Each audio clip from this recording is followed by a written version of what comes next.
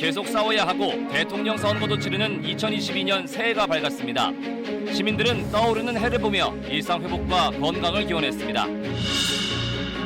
KBS 새해 여론조사 결과 민주당 이재명 후보가 국민의힘 윤석열 후보를 오차범위 밖에서 앞서는 것으로 나타났습니다. 박근혜 전 대통령 사면엔 찬성한다는 답변이 절반은 넘었습니다. 새해 첫날 여야 후보들은 일제히 민생을 강조했습니다. 이재명 후보는 부산 신항을 찾아 경제 회복을 강조했고 윤석열 후보는 부족한 점을 고쳐 정권 교체를 이루겠다고 말했습니다. 국내 오미크론 변이 누적 확진자가 발생 한 달 만에 1,000명을 넘어섰습니다. 전문가들은 당장 일상 회복을 기대하기 어렵다면서 의료 대응 체계를 다시 점검해야 한다고 조언했습니다.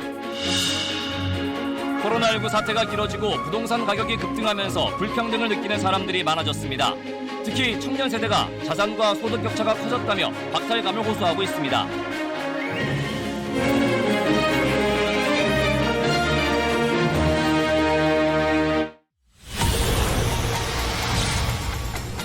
새해를 맞아 SBS가 여론조사를 실시했습니다.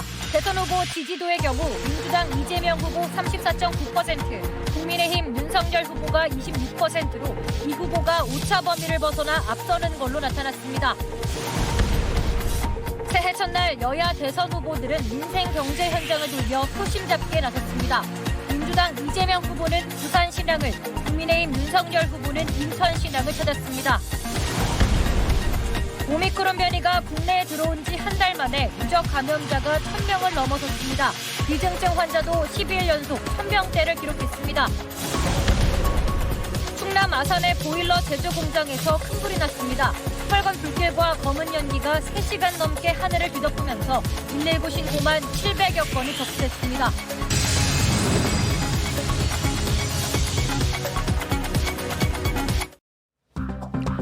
여야 대선 후보들은 새해 첫날 수출 전초기지를 찾아 분주한 일정을 보냈습니다. 민주당 이재명 후보는 부산 신항을 찾았고 또 국민의힘 윤석열 후보는 인천 신항을 방문해 각각 민생과 경제 행보를 이어갔습니다. 오미크론 변이가 국내 유입된 지 한 달 만에 누적 감염자가 1,000명을 넘어서 델타 변이의 2.5배 속도로 확산한 것으로 나타났습니다.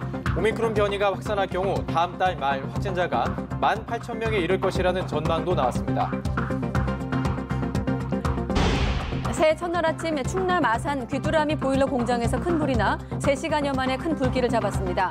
휴일이어서 다행히도 큰 인명피해는 없었지만 불길과 연기를 목격한 주민들의 신고가 700건 넘게 빗발쳤습니다. 어제 건물 붕괴 우려로 입주자 등 100여 명이 대피했던 경기도 고양시 마도동 고층 상가 건물에 대해 긴급 보강 공사가 이루어졌습니다. 전문가들은 건물 노후화보다는 지하수 문제를 사고 원인으로 보고 있습니다. 김정은 북한 국무위원장이 노동당 전원회의에서 북한의 올해 정책 방향과 관련해 새해에도 무거운 고민을 마주하게 될 것이라고 말했습니다. 대남, 대미 관계 사업 방향도 논의했지만 결과는 공개하지 않았습니다. 지난해 우리나라 수출액과 무역 총액이 사상 최대를 기록하면서 9년 만에 세계 무역 순위 8위로 올라섰습니다. 지난 한 해 수출액은 6,445억 달러로 25.8% 늘었고 전체 무역액은 1조 2천억 달러를 돌파했습니다.